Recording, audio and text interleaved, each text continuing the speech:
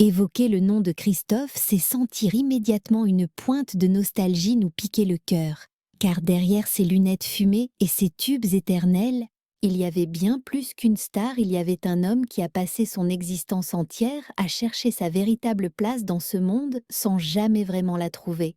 Celui qui est né sous le nom de Daniel Bevilacqua chantait les paradis perdus et les mots bleus avec une fragilité désarmante. Mais ce que beaucoup ignoraient, c'est que ces mélodies n'étaient pas de simples chansons, elles étaient le miroir fidèle et douloureux de sa propre âme tourmentée. Durant des décennies, il a valsé entre la lumière aveuglante des projecteurs et une solitude profonde adulée par des millions de fans à travers les générations. Pourtant, il dérivait au gré de relations sentimentales complexes, de déchirures familiales tenues secrètes et de maladies qu'il combattait dans l'ombre avec une pudeur extrême. Et quand le rideau est finalement tombé pour la dernière fois, le dénouement fut si mystérieux que même son cercle le plus intime a eu du mal à saisir toute la réalité de son départ. Passer de Daniel à Christophe, c'est l'histoire d'une vie entière bâtie sur l'art délicat de se réinventer. Le petit Daniel Bevilacqua pousse son premier cri le 13 octobre 1945 sur le sol français. Cependant, l'enfant qui allait devenir une légende ne s'est jamais senti en phase avec son identité civile, comme s'il attendait de devenir quelqu'un d'autre. Dès son plus jeune âge, il était obsédé par un trio magique, la musique, les gros moteurs rugissants et le besoin viscéral d'évasion, trois piliers qui allaient dicter son destin. À l'adolescence, il fait ses premières armes dans des petits groupes comme Danny Baby et les Hooligans, testant sa voix singulière sur des scènes modestes tout en rêvant de gloire. Mais c'est véritablement lorsqu'il a décidé de larguer les amarres pour voler de ses propres ailes que sa légende a commencé à s'écrire. Le choix de son nom de scène. Christophe remonte à ses 16 ans, moment où sa grand-mère lui offre une médaille religieuse à l'effigie du saint. Ce patron des voyageurs et des fous de vitesse est devenu son talisman absolu. Il portait ce médaillon contre sa peau, finissant par fusionner avec cette nouvelle identité. Daniel s'était effacé pour laisser place à une seule entité, tout simplement Christophe. Le coup de tonnerre survient en 1965. À peine âgé de 20 ans, il lâche une bombe musicale intitulée Aline. Le titre embrase la France entière, s'écoulant à plus d'un demi-million d'exemplaires et propulsant ce jeune homme mystérieux au rang de star incontournable du jour au lendemain. Pour l'anecdote, c'est chez cette même grand-mère, dans ce cocon familial qui avait bercé ses premières rêveries, que la mélodie d'Aline avait vu le jour. Si le succès paraissait étincelant vu de l'extérieur, Christophe lui restait en retrait, coincé dans un étrange entre-deux tiraillé entre l'ivresse de la gloire et un besoin maladif de s'isoler. C'est à cette époque que sa réputation d'oiseau de nuit s'est forgée. Il vivait à l'envers, créant sa magie, quand la ville dormait toujours à la poursuite d'une sonorité unique, d'une vibration invisible que lui seul pouvait entendre. Alors que les années 70 pointaient le bout de leur nez, Christophe a fait taire les mauvaises langues en prouvant qu'il n'était pas l'homme d'un seul tube, bien au contraire. L'année 1974 marque un tournant décisif. Il s'associe à un jeune parolier encore méconnu, nommé Jean-Michel Jarre, donnant naissance au chef-d'œuvre Les mots bleus et Les paradis perdus. Ces œuvres transpiraient une vulnérabilité émotionnelle que Christophe masquait soigneusement sous son allure de dandy sophistiqué. Elles allaient devenir l'ADN même de sa carrière et rester gravées dans la mémoire collective. Il y avait ce contraste saisissant, une voix cristalline, presque androgyne, qui se heurtait à son attitude de rocker italien fou de vitesse et de cuir. Ce sont précisément ces contradictions qui l'ont rendu immortel, tout en préfigurant une existence faite d'errance et d'une quête d'absolu jamais assouvie. En coulisses, la maniaquerie s'installait. Christophe devenait un orfèvre obsessionnel du son. Il passait des nuits blanches en studio à traquer la perfection, refusant catégoriquement de sortir un morceau s'il n'était pas exactement comme il l'avait imaginé. Ses amis disaient souvent qu'il avait besoin de l'obscurité pour mieux percevoir ce qui échappait au commun des mortels. La gloire l'avait trouvé très tôt, mais la paix intérieure, elle semblait toujours se dérober. Ce déséquilibre allait devenir son compagnon de route le plus fidèle. Parlons maintenant d'amour, de tourments et de ces femmes qui ont sculpté son cœur. Si ces chansons résonnent comme des confessions intimes, c'est parce qu'elles puisaient dans une réalité brute et sincère. Sa vie sentimentale était un tourbillon de passion et d'instabilité, une tempête intérieure qu'il ne parvenait jamais totalement à maîtriser. Le premier grand chapitre s'ouvre en 1968 lorsqu'il croise la route de Véronique Kahn, une beauté renversante de 17 ans qui n'hésitait pas à faire le mur la nuit pour courir l'aventure pendant que ses parents dormaient à poing fermé. Christophe a été foudroyé sur place par son charme. Des années plus tard, il se rappelait de chaque détail de sa jeunesse insolente à sa démarche. Pourtant, Véronique gardait ses distances et restait sur la réserve. Sa famille voyait ce chanteur d'un mauvais œil, surtout après sa rupture douloureuse avec Michel Thor qui avait donné naissance à Romain en 1967, un fils non reconnu. Ce scandale planait encore et la mère de Véronique l'avait mise en garde très clairement. « Regarde où mènent les histoires avec les chanteurs », lui disait-elle. Mais Christophe Tenace n'a rien lâché, tissant un lien puissant. Avec le recul, Véronique a avoué qu'elle n'était pas follement amoureuse au début. Elle avait surtout soif de liberté et Christophe lui promettait un avenir radieux. Le couple décida de franchir une étape majeure en s'installant sous le même toit et c'est au cours de l'année 1971 que leur union fut couronnée par la naissance de leur fille Lucie. Dans un élan de précipitation, ils avaient scellé leur destin par le mariage peu de temps avant l'heureux événement donnant l'illusion fugace que le rêve de foyer idéal tant désiré par Christophe prenait enfin forme concrète. Malheureusement, cette accalmie domestique ne fut qu'une parenthèse enchantée de très courte durée. À peine un an après l'arrivée de Lucie, Christophe, saisi par ses vieux démons, plia bagage brusquement clamant haut et fort son besoin impérieux d'indépendance et de liberté. Il ne cessait de proclamer que Véronique demeurait l'unique femme de sa vie, tout en imposant sa volonté de vivre en solitaire un paradoxe sentimental qui allait devenir la signature toxique de toute leur histoire commune. Durant son escapade à Saint-Tropez, Véronique, blessée mais résiliente, débuta une idylle avec André Blanc, une personnalité incontournable et respectée de la ville d'Aix-en-Provence. Cette nouvelle parvint aux oreilles de Christophe et l'ébranla profondément, le poussant à revenir précipitamment animé par une détermination farouche de reconquérir celle qui lui échappait. Véronique finit par accepter son retour, non pas par un regain de confiance envers lui, mais guidée par la conviction maternelle qu'aucun autre homme ne devait prendre la place de père auprès de sa fille. Ils partagèrent ainsi leur vie durant près de 30 années, mais ces décennies furent tout sauf un long fleuve tranquille, leur quotidien se transformant en un cycle incessant de passions dévorantes et de trahisons amères. Dans ses mémoires intitulés « Vivre la nuit, rêver le jour », le chanteur a d'ailleurs reconnu avec une franchise déconcertante qu'il n'avait jamais réussi à respecter le serment de fidélité. Prétextant des pulsions et des désirs qu'il ne pouvait réprimer, il s'éclipsait fréquemment sans laisser de traces pendant plusieurs jours, poussant Véronique, lassée par ce tissu de mensonges, à chercher elle aussi un peu de chaleur dans d'autres bras. C'est ainsi que l'adultère partagé s'installa durablement comme la cadence dysfonctionnelle de leur vie maritale. Au tournant des années 2000, l'usure du temps et des épreuves finit par conduire leur relation à son point de non-retour. Tandis que Véronique s'échappait le week-end pour rejoindre un autre compagnon, Christophe désertait le domicile conjugal pour élire domicile dans l'anonymat d'une chambre d'hôtel. Ce n'est que bien plus tard qu'elle apprit qu'il fréquentait déjà dans l'ombre Marie-Amélie Seigné, celle qui resterait à ses côtés et signerait un hommage poignant après sa disparition en 2020. Pourtant, en dépit des multiples liaisons, des querelles incessantes et de ce fossé émotionnel qui se creusait inexorablement, Christophe persistera jusqu'à la fin à désigner Véronique comme étant le seul et véritable grand amour de son existence. Jamais ils ne signèrent les papiers du divorce.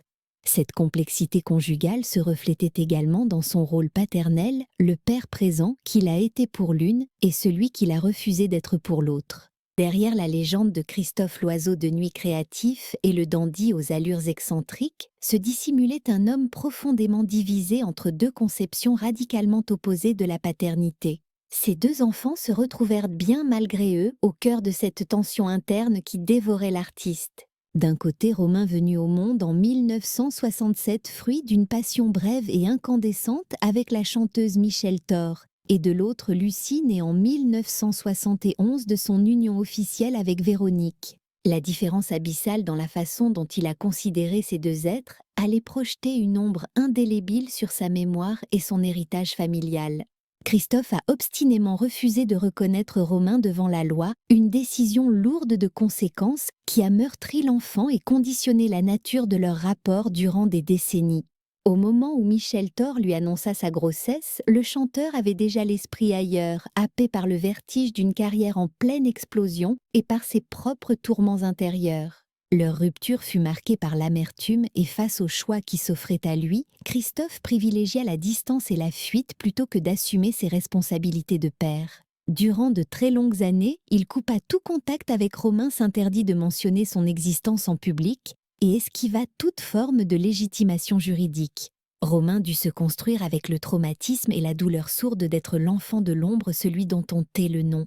C'est une blessure qu'il exposera plus tard avec émotion dans son ouvrage Christophe mon père inconnu, paru en librairie au mois d'août 2023. Ce livre brosse le portrait déchirant d'une quête d'identité impossible. On y découvre un fils contraint d'admirer son géniteur à distance, apprenant à le déchiffrer à travers les paroles de ses tubes et les photos sur papier glacé, sans jamais recevoir de carton d'invitation pour entrer dans son intimité. Romain se remémore avec amertume comment les simples conversations sur la succession suscitaient immédiatement la méfiance de l'entourage à son égard. Pourtant, il n'a jamais réclamé ni argent ni gloire, sa seule revendication étant de connaître la vérité sur ses propres racines. Au lendemain du décès de Christophe, un regret unique et poignant est venu hanter ses pensées. Celui de n'avoir même pas eu la possibilité d'envoyer une gerbe de fleurs aux obsèques sans devoir solliciter l'aide d'amis, car la famille officielle l'avait tenu dans l'ignorance totale des préparatifs. Avec Lucie, l'histoire était diamétralement opposée. Christophe lui vouait une adoration sans borne, la chérissait et s'efforçait malgré ses propres démons d'être un père présent. Véronique avait coutume de dire qu'il était peut-être un époux impossible à vivre, mais qu'il demeurait un père qui aimait sa fille avec une intensité terrible. Chaque été, il s'octroyait 2 mois d'évasion en mer sur son bateau, une parenthèse indispensable où Christophe tentait de fuir le tumulte de sa célébrité. Il intégrait également Lucie à son univers artistique, l'emmenant en studio d'enregistrement et en tournée, lui ouvrant les portes d'un monde qu'il avait toujours gardé hermétiquement clos pour Romain. Elle devint sous bien des aspects son point d'ancrage dans la tempête. Lorsque l'état de santé du chanteur déclina brutalement, ce furent exclusivement Lucie et Véronique qui montèrent la garde à son chevet. Elles veillèrent sur lui alors qu'il reposait intubé et plongé dans un sommeil artificiel, tandis que Romain, luttant contre la sclérose en plaques, se trouvait dans l'incapacité physique de voyager, quand bien même on l'y aurait convié. Or la triste réalité est qu'aucune invitation ne lui fut jamais adressée. Son exclusion des ultimes instants de son père, ainsi que sa mise à l'écart des avis de décès, n'a fait qu'accentuer le gouffre béant qui les séparait déjà. Le bilan de Christophe en tant que patriarche reste d'une complexité rare, marqué par un amour offert sans compter à l'un de ses enfants et cruellement dénié à l'autre jusqu'au dernier souffle. C'est le récit d'une vie faite de contradictions qui reflète finalement toute la dualité de l'homme qu'il était. C'était une personnalité paradoxale, à la fois génie insaisissable et figure nocturne capable d'une immense tendresse tout en restant inaccessible. Une fin de vie marquée par le déclin physique, la pathologie et une solitude grandissante. Dès l'entame de l'année 2020, les signaux d'alarme concernant l'état de santé de l'artiste sont devenus impossibles à ignorer, marquant le début d'une descente inéluctable. Des décennies passées à brûler la chandelle par les deux bouts, entre les nuits blanches consacrées à la création et les volutes de fumée de cigarettes, avaient fini par fragiliser irrémédiablement son souffle.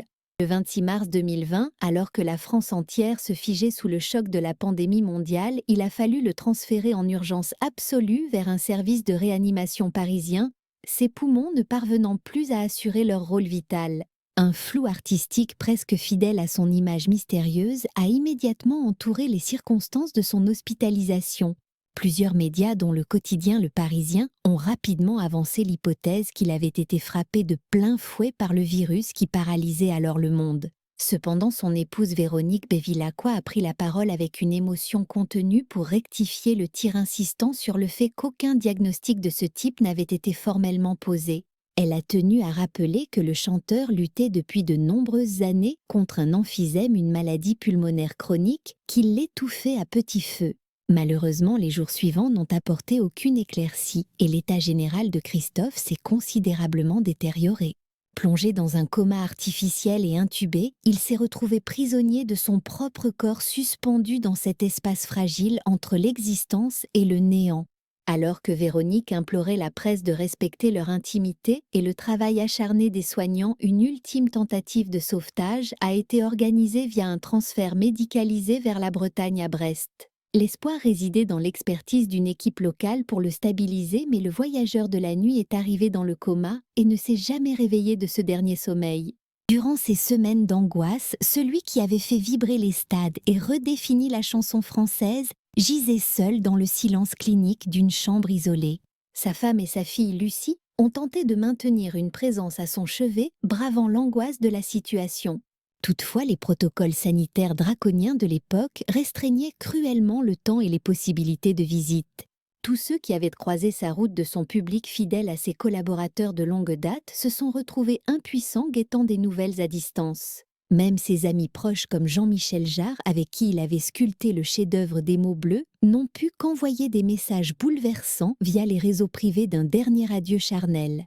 C'est finalement le 16 avril 2020, à l'âge de 74 ans, que son cœur et son souffle ont capitulé après une lutte acharnée.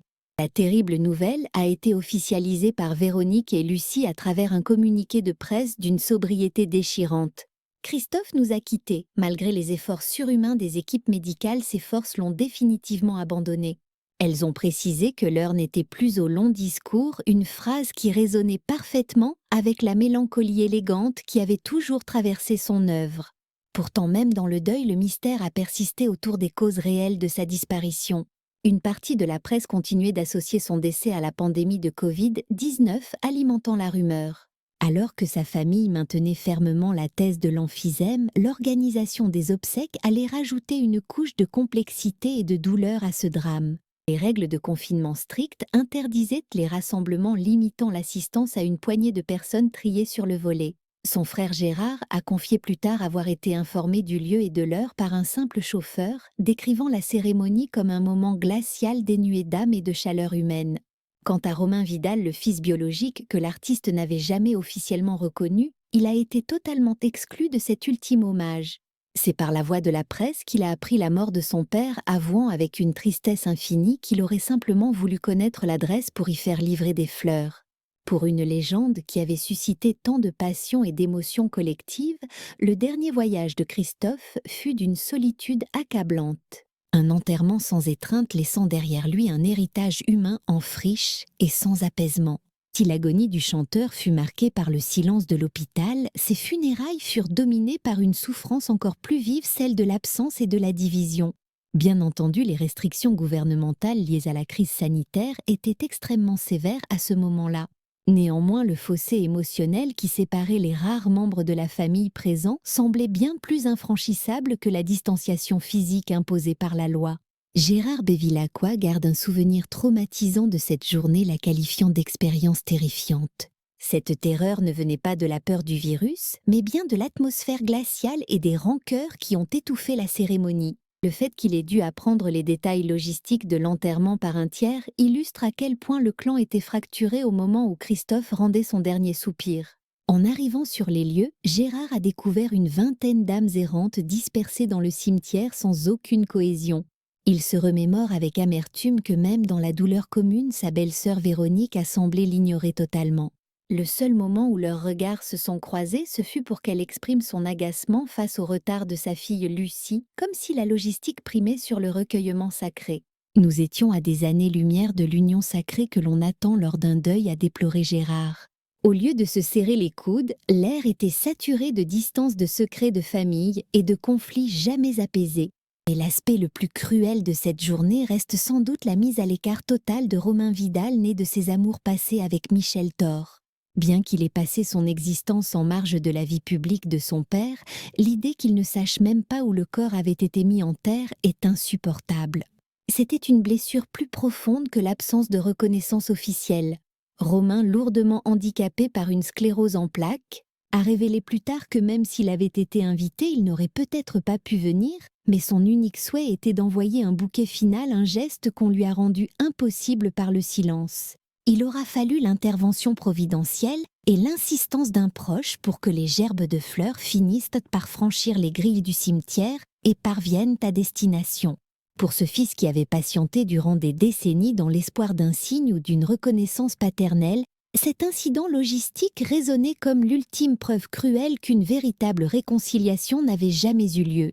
En ce qui concerne Christophe lui-même, l'emplacement exact de sa dernière demeure s'est transformé bien malgré lui en un sujet de discorde aussi vif qu'inattendu au sein du clan.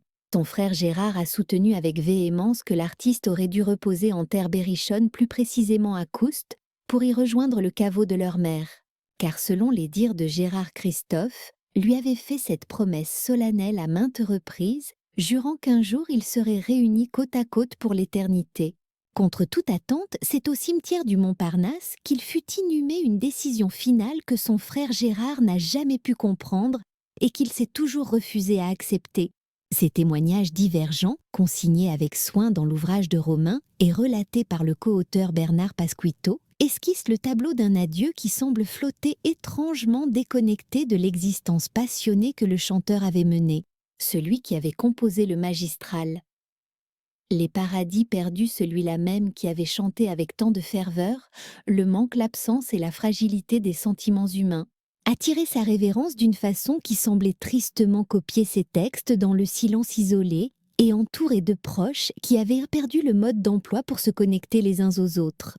Et pour saisir l'homme derrière le mythe, pour comprendre cette mélange d'art pur, d'obsession dévorante et de quête éperdue d'absolu, et pour décrypter pourquoi l'existence de Christophe s'est conclue dans un tel éclatement émotionnel, il est impératif d'analyser la mécanique singulière de son quotidien.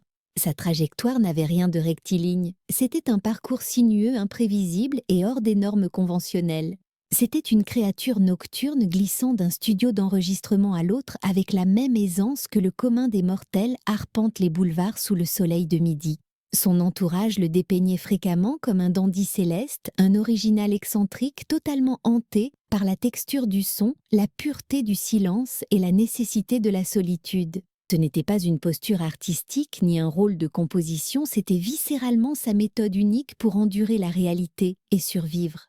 Il bâtissait son univers par bribes, s'isolant souvent du reste du monde, et ses rituels ont fini par sculpter la dynamique de toutes ces interactions humaines. Au fil des décennies 1980 et 1990. Christophe n'a jamais cessé de se métamorphoser. Il a su surprendre tout le monde en engendrant des triomphes commerciaux improbables tels que Succès fou, je l'ai pas touché, ne raccroche pas, ou encore L'envoûtant, chiqué, chiqué. Son exigence artistique atteignait des sommets vertigineux, frôlant souvent une forme de maniaquerie obsessionnelle. Il était capable de consacrer des nuits entières à la sculpture d'une unique note, s'interdisant formellement de dévoiler une œuvre tant qu'elle ne résonnait pas avec une perfection absolue à ses oreilles. Si cette intensité radicale lui a valu l'admiration de ses pairs, elle a également creusé le fossé de solitude qui s'étendait autour de lui. Alors que la majorité des artistes enchaînaient les tournées marathon, Christophe privilégiait la lueur tamisée des consoles de mixage et le calme olympien d'un studio à 3 heures du matin, tout entier dévoué à la traque d'une fréquence sonore ou d'une vibration que lui seul était capable de percevoir. C'était également un homme complexe qui naviguait constamment entre plusieurs peaux, plusieurs identités.